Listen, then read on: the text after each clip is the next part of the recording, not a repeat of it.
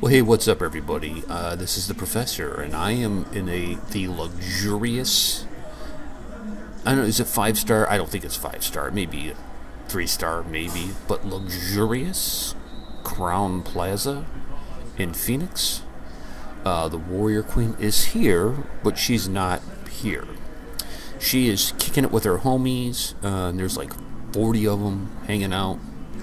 They're drinking coffee and eating little tarts and reading books and listening to music and doing skits. I don't know. I'm just along for the ride. So I am here, and look, I'm like Ivana in a luxurious hotel. Nobody will be able to tell me apart from Ivana now. They'll say, "Wait, is that Ivana or is that Professor?" I can't tell them apart. I'm kidding. I wear the hat. Ivana doesn't wear the hat. That's how you could tell us apart. And love Ivana's. Like, people will ask me, like, "What do you watch YouTubers?" Yes, I do. Who do you watch? Like, who are your favorite YouTubers? I watch Ivana. I watch Carolina Goswami. I watch Republic.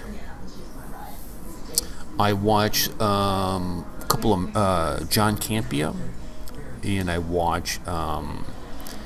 I forgot their name, but it's the motorcycle chases and the cop chases, that kind of stuff. But anyways, the reason I am here to do this video is I've been getting a lot of requests about the Imran Khan address at the UN, right? I always want to call him Amir Khan, and they just like, Amir Khan. Yes, Amir Khan, Imran Khan. I watched his address, and I've seen a lot of comments like, "Professor, what's your take on this? We do a reaction video to this." My take on Imran, like, what is Khan doing here? So, I think to start off with, Pakistan is almost out of money. I have an animated video that I'm working on. It's called Day Zero, and it's the story of when Pakistan runs out of money, which will be September 2020. I think, if the math's right. And there's a lot of tension, a lot of pressure. There's a lot of pressure from within. The economy is failing. The American teat, if you will, has been withdrawn. And there's this cozying up relationship happening between Modi and Trump, right? And we've seen the videos. I watched a video this morning of them walking into the event holding hands. This is a big deal because I don't know if you guys know this. Trump is a germaphobe. Like, before he got into politics, he would not shake your hand. He would say, "I'm sorry, I'm a germaphobe. I don't touch people's hands." He was very much like Tony Stark in the Avengers movie or Iron Man, where they're like, "I don't take things from people. You have to give it to her, and then she gives it to me." You know, he was very much like that. But they're holding hands, right? And you can just see how really chummy they are. You can really see it. And I'm just telling you from the American point of view, Trump does not like Pakistan at all. He does not like the leader. He doesn't like the country. He doesn't. He feels like, if we're giving you all this money, you should help us, and you're not helping us. So what the hell are you, right? That's kind of his view on it. Sumya, I saw your email about the New York Times 7-page ad. I don't know what it is. I have no idea. Like, I don't read the Times. The Times here are very liberal. You know, the Times are like, you know, more liberal than the Congress Party is. So I have no idea what was in it. And my guess is Democrats are behind whatever it was. But that's neither here nor there. So, Khan's speech. So you have this pressure. You have the once ally of Pakistan, America, pulling all of its money away from you, saying, "And oh, by the way, look at this honey I got. Ooh, it's India." Right? So you have that happening. There's something in behavioral science called the downward transifical spiral. And the idea is, when you see somebody who is out of control, it's never just one behavior. There's at least 3 that happens, right? So there's 3 deviant behaviors that happen. And I think you're seeing this. I think you're seeing paranoia. You're seeing the pressure mount on Khan, and you saw this downward transifical spiral happening with him, right? Going down, down, down. I listened to the speech. several things kind of come to mind to me on it. I'm not trying to be mean. I'm really not trying to be mean. I'm not going for the Porky joke on this, right? I'm going to give you my real commentary. I'm not going for a cheap laugh or anything like that. He is an unstable man. He is a man that is feeling the pressure, and I don't know if he's fearing the shadow government that runs Pakistan, the military. Like, if he doesn't get this on board, you know what I'm saying? Like, that's it, baby, you're done, I don't know if it's that. I don't know if he has a mental disorder. I don't know if he has a drug problem. And again, I'm not saying this to be antagonistic, but the behavior, the demeanor that I saw in the UN, from the physical standpoint, the physicalities, how he was moving, how he was talking, not what he was saying, just the movements. There's something wrong with the guy.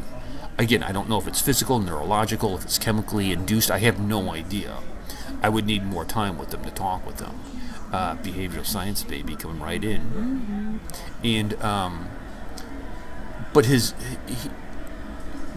not well, right? He's not well. If he were my uncle, I would be trying to get an intervention to find out what the hell's going on with him, right? Where you get all the family to show up and go, what are you doing, dude? Are you on drugs? What are you doing? What's the problem? And then you listen to what he says. He talked about, now, if I remember right, I made some notes about the Mujahideen.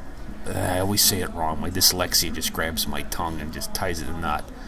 The Mujahideen, the terrorist group, that he admits that they took money from America so they can train terrorists and then send them out, right? He admits that in the UN, and I the first time I heard it, I was like, what? I mean, we all know that. You all know that. Everybody in the freaking world knows it, but it's like one thing to be like, yeah, that's true, I do it, right? I mean, it's like, I don't know if you guys have ever had the situation where maybe you guys know a couple, and the man, the boyfriend or the girlfriend, the husband or the wife is the cheater, and they're a serial cheater, like they're cheating all the time, and everybody kind of knows it, but you can never prove it. And then one day they're just like, you know what? I've been cheating on you the whole marriage, and whatever. It is what it is, and there's like this outrage, there's this cry because it's now out in the open, and it stirs up anger, it stirs up all these feelings, and I kind of felt like when I was watching him say these things, like,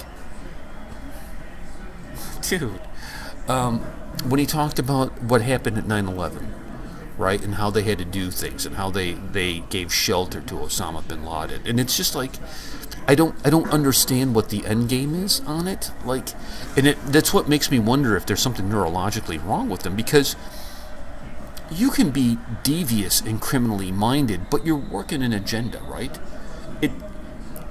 Your goal is to get money. Your goal is to get support somehow. And coming out and saying that, you're kind of making it where America's never going to come back around to you. Matter of fact, we may put you on the list to go into, right, and clean it out. Or we will work very closely with India to go in and clear you out and give them weapons and all kinds of good stuff to do it. And I was just really troubled by what I heard from him, because this is a man who is a leader of a nation in decline, but that is unstable. Like, he wasn't making any sense in what he was saying. It was quite honestly, I kind of felt bad for him. I felt bad for him because it seemed like he was not bad for him, like, I wish he's a good guy, guys, leave him alone. Not like that, but like bad for him, like, dude, you're crossing a point where there is no return.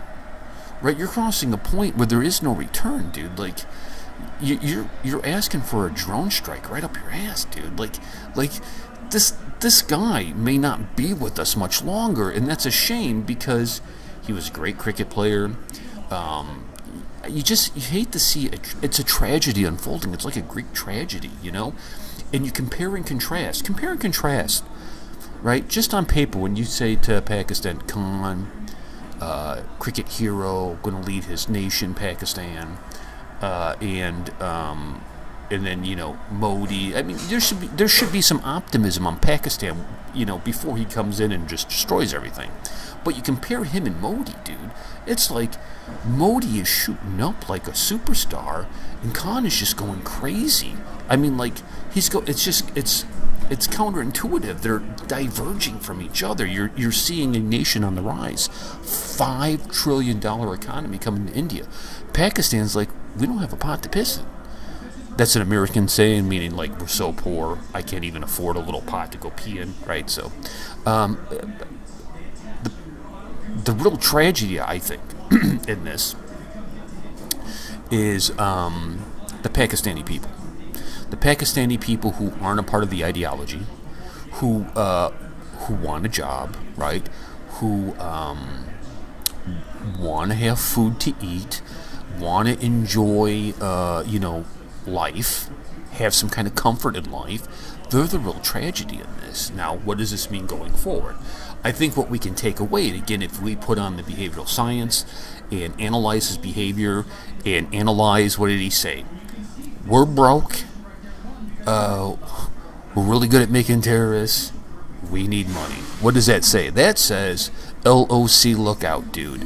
LOC, when he made the comment about once the curfew's lifted in Kashmir, did you guys hear this comment? That there's going to be bloodshed? It's like, okay, so what he's telling the world is, we're open for business. You need a nuke? We got some nukes. I'll sell them. What do you need? You need a place to come train?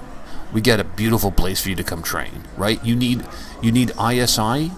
You need, and it really made me mad because it's, you know, a lot of American equipment. If you go in the past, the war, what is it, 65 the war, a lot of American hardware was used against India by Pakistan, and that's terrible, you know, that's really terrible. It's like, sorry, my bad.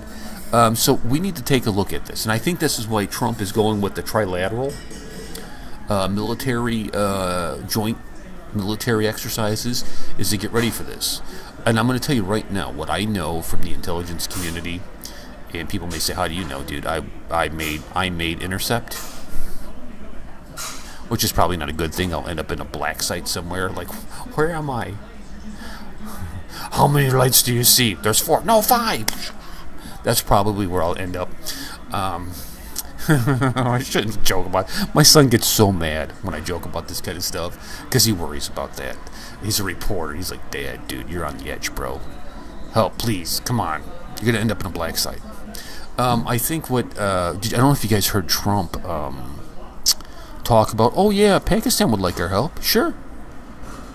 But we're not going to do it. Dude. Oh man. So we need to be ready. We need to be vigilant. We need to be ready because it's desperate. This is like a drug addict. And I don't know, do you guys... In India, a little bit different, you know, as far as what I see in videos. I'm sure you have something like this, but it's very common in America, in big cities, that you have kind of homeless drug addicts. When they're out of money and they're out of drugs, man, they're just like, I'll do anything to get some money, literally anything. And he's striking me of that desperation, right? He's very desperate, which makes me very, very uncomfortable. Really, really very uncomfortable. We gotta keep an eye on him, man. We gotta keep an eye on him. So those are my thoughts on it. I think we're watching the self-destruction of Pakistan, and I really do think that Warrior Queen's group is coming out for a break, and they're yelling and waving at me. So I think it is. I think India will come over and occupy it just out of a matter of safety, and divide Pakistan up in 4 to 6 regions, and put them underneath the control, man. I mean, you get some Sikhs in there, right? You put a Sikh regiment in there. You get some Rajputs. This place is on lockdown. You get maybe you know, some Israelis and you know, some American military advisors, and we just lock this thing down, dude. So thank you so much for watching. I'm going to get going because I'm about to be bombarded, I think, by ladies. And not that way, but the Warrior Queen and whatnot. I'll catch you guys later. Peace and much love.